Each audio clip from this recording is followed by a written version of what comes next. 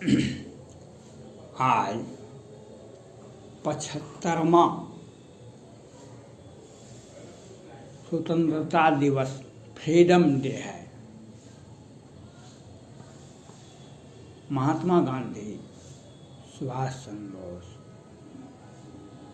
और सैकड़ों हजारों भारतीयों ने अपनी जान की आहुति समय समय पर देते रहे। आज उसी का परिणाम है, चाहे तात्या टोपे हो, वीर कुंवर सिंह हो, चंद्रशेखर आज़ाद हो, भगत सिंह हो, सबों ने अपनी जान की आहुति दे करके ये आज़ादी अपने भविष्य को दिए थे। आज खुशी मनाने का दिन है, आज झूमने का दिन है, लेकिन आज सोचने और समझने का भी दिन है। आज सोचने और समझने का भी, आत्ममंथन का भी दिन है। जिस आज़ादी को महात्मा गांधी, सुभाष चंद्र बोस, तात्या टोपे, वीर कुंवर सिंह, झांसी वाली रानी, सबों ने जो अपनी जान की आहुति दे देकर आज़ादी हमें दिया,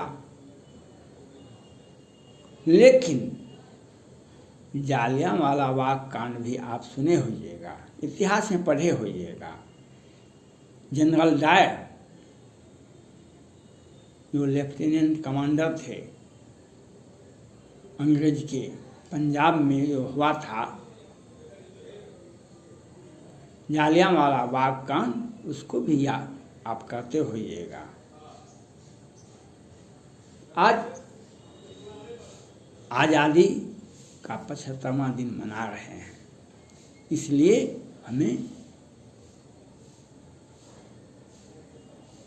झूमने का, स्वतंत्रता दिवस मनाने का अधिकार है और यह सोचने का भी है। हम अपनी स्वतंत्रता को, भारत की आज़ादी को अक्षुण्ण बनाए रखने के लिए भारत की सभी संस्थाओं को, सभी को अपना अपना जिम्मेवारी पालन करना चाहिए।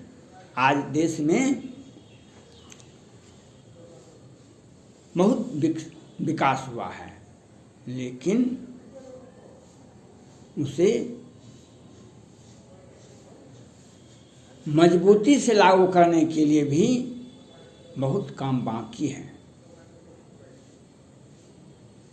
आज आज़ादी के इतने बरस के बाद हमें दो तरह का आज़ादी मिला, क्योंकि पौने 200 वर्षों तक, 1526 से 1789 तक मुगल कालीन इतिहास कहलाता है, और 1789 के बाद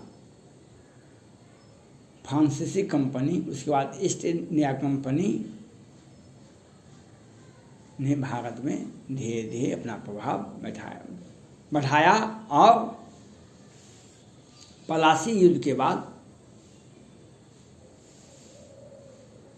ईस्ट इंडिया कंपनी के अंदर भारत का अनेक जगह आ गया। उसके बाद हम लोग ब्रिटेन के शासक के अंदर में आ गए।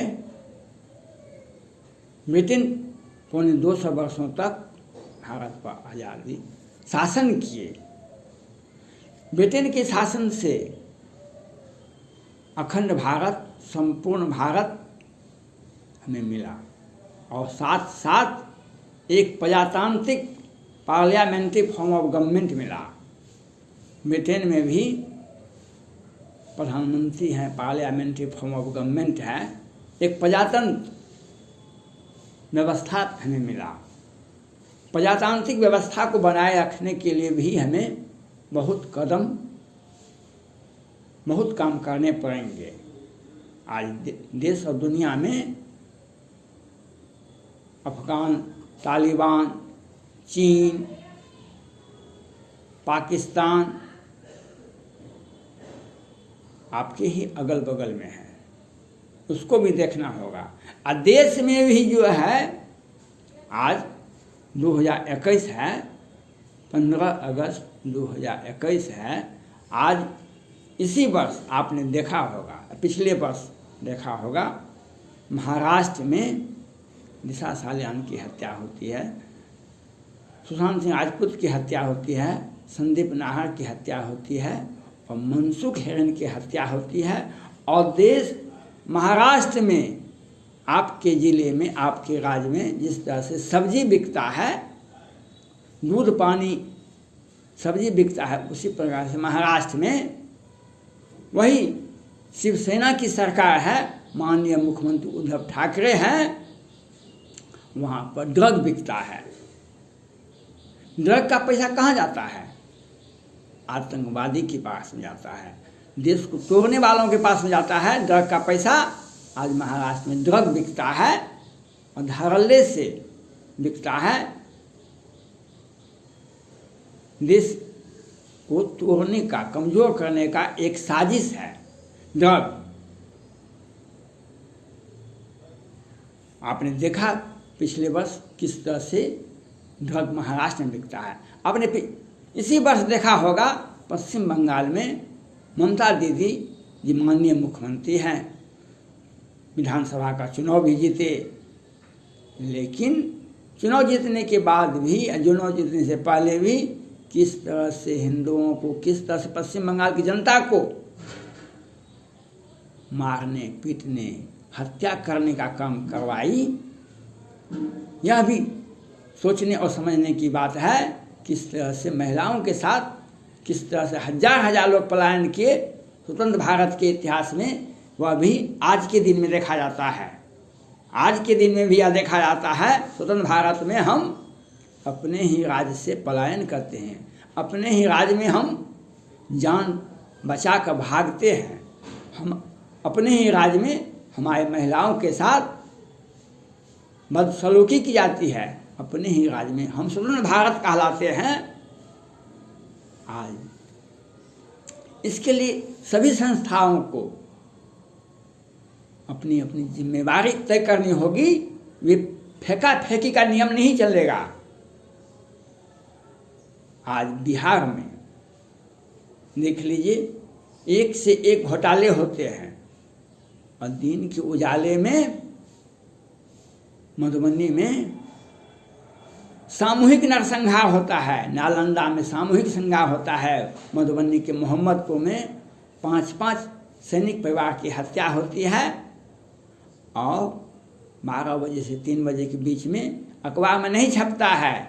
और उस परिवार का 29 मार्च 2021 को, लेकिन उसके अभी सभी अभी तक गिरफ्तार नहीं होते हैं।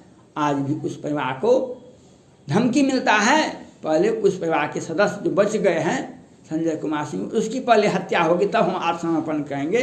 अब बिहार सरकार, बिहार में देखिए पूर्णतः शराब बंद है और कोई भी थाना, बिहार का एक भी थाना बचा हुआ नहीं होगा, एक भी जिला का न्यायालय बचा नहीं होगा जहाँ पर शराब का मामला कोर्ट में और थाना में नहीं होगा।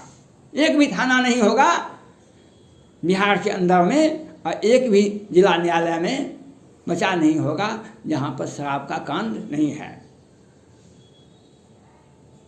और 30 याचिकाएं, चुनाव मतगणना में हेरा फेरी हुआ था, 30 याचिकाएं पटना हाईकोर्ट में दर्ज है। आज 6 महीना से अधिक हो गया, 8 महीना हो गया, 6 महीना से अधिक हो गया है और पटना हाईकोर्ट नहीं सुन रही है। हमारा प्रजातंत्र कैसे मजबूत रहेगा, हमारा आज़ादी कैसे सब अक्षुण्ण रहेगा? पटना हाईकोर्ट आज तक उस फाइल को नहीं सुन रही है। वे कोरोना पर बिहार सरकार से पूछते हैं कितने लोग मरे, कितने लोग, बिहार सरकार बताती नहीं है। और 30 याचिकाएं, जनहित याचिकाएं पटना हाईकोर्ट में लंबित है और वहाँ पर सुनवाई करने का फुर्सत नहीं है। कहते हैं हम 75वां आज़ादी दिवस मना रहे हैं, तो हमारा प्रजातंत्र कैसे मजबूत होगा? हमारा आज़ादी हुआ, यह बहुत खुशी की दिन बात है, लेकिन प्रजातंत्र के माध्यम से, प्रजातांत्रिक व्यवस्था से हम सरकार चलाते हैं। प्रजातांत्रिक व्यवस्था में न्यायपालिका की भी बहुत बड़ी भूमिका होती है। किसी भी देश का शासन सत्ता अगर रावण और कुंभकर्ण कौरव हो जाए तो न्यायालय ही उसे सीधा करती है, न्यायालय ही व्यवस्था पर लाती है। इसके लिए देश के सर्वोच्च न्यायालय को वह भी माननीय chief justice of supreme court Ramana साहब ने बहुत अच्छे से अपने विचार व्यक्त किए कि एक भी अपराधी का राज्य सरकार केस को वापस नहीं ले सकती है। माननीय रमन्ना साहब से मेरा आग्रह है, आपके न्यायालय में, सुप्रीम कोर्ट में बिहार विधानसभा के विपक्ष के नेता तेजस्वी यादव जी ने बिहार के मुख्यमंत्री नीतीश कुमार पर 1989 में दिन के उजाले में सीताराम सिंह की हत्या ये किए थे। लोअर कोर्ट जब कार्रवाई करता है तो हाईकोर्ट रोक देता है, हाईकोर्ट कार्रवाई करता है तो सुप्रीम कोर्ट चला। सुप्रीम कोर्ट में 1 साल से मामला लंबित है। आप उस फाइल को, आप तभी नहीं थे चीफ जस्टिस ऑफ इंडिया, लेकिन सुप्रीम कोर्ट में ही थे। आप उस केस को देखिए। जब कहीं भी अपने और पराये का होगा, कोई अपराधी बहुत बड़ा बच जाएगा तो उसका देखा लाभ हमको भी मिलेगा। कहीं विभाग के बड़े पदाधिकारी, विभाग के मंत्री अगर घोटाला करते हैं तो छोटे पदाधिकारी को तब ये हिस्सा मिलता है। आज अगर मंत्री घोटाला नहीं करे, सरकार घोटाला नहीं करे तो किसी पदाधिकारी का घोटाला नहीं कर सकता है। लेकिन करते हैं ऊपर वाले और पकड़ाते हैं छोटे वाले। आज सृजन घोटाला में सुपरवाइजरी स्टाफ को पकड़ रहा है, बड़े बड़े लोगों को छोड़ रहा है।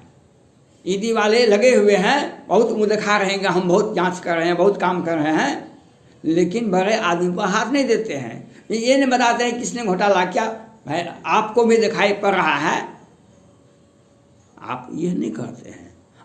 अब हम अपनी जवाबदेही को दूसरे पर टाल देते हैं, अपनी जवाबदेही को अपने दूसरे पर टाल देते हैं। हम सच बोल नहीं पाते हैं, सच कह नहीं पाते हैं, और according to rule effect of law आप कुछ कर नहीं पाते हैं। सुप्रीम कोर्ट में जो याचिकाएं दायर है उस पर आप कार्रवाई कीजिए। तब बिहार में जो सत्ता में जो बैठे हुए हैं वह उनका केस पेंडिंग रहता है 20-20 बरस से, 40-40 बरस से। अब विरोधी दल के नेता को फास्ट ट्रैक कोर्ट में, आपने देखा पूर्व सांसद आनंद मोहन, पूर्व सांसद प्रभुनाथ सिंह, पूर्व मुख्यमंत्री बिहार के लालू प्रसाद यादव जी जैसे बड़े नेता को फास्ट ट्रैक कोर्ट से, जब फास्ट ट्रैक कोर्ट से सजा दे दी जाती है। लेकिन नीतीश कुमार जी और सैकड़ों अपराधी बिहार में हैं जो सत्ता में बैठे हुए हैं, सत्ता का लाभ लेकर दिन के उजाले में हत्या करते हैं और उन्हें मैनेज करके जमानत दिलवा दिया जाता है। ये बिहार सरकार का सोची समझी साजिश है, इनके ऊपर भी है। आज चाहे मोहम्मदपुर की घटना है, नवीन झा, परवीन झा में से एक आदमी क्यों नहीं गिरफ्तार हुआ आज तक? पटना हाई कोर्ट यह क्यों नहीं देख रहे हैं? विराज का तो है मामला, मधुबनी जिले का है, मोहम्मदपुर गांव का, नालंदा का घटना, अपना सभी अपराधी गिरफ्तार हो गए। हम प्रजातंत्र को कमजोर कर रहे हैं। अब प्रजातंत्र को कमजोर कर रहे हैं। आज़ादी के महात्मा गांधी को आत्मा को शांति तभी मिलेगा जब हम मुखिया मुख सो चाहिए, खान पान कहूँ एक पाले, पोसे सकल अंग, तुलसी सहित विवेक। आज बहुत बहुत धन्यवाद।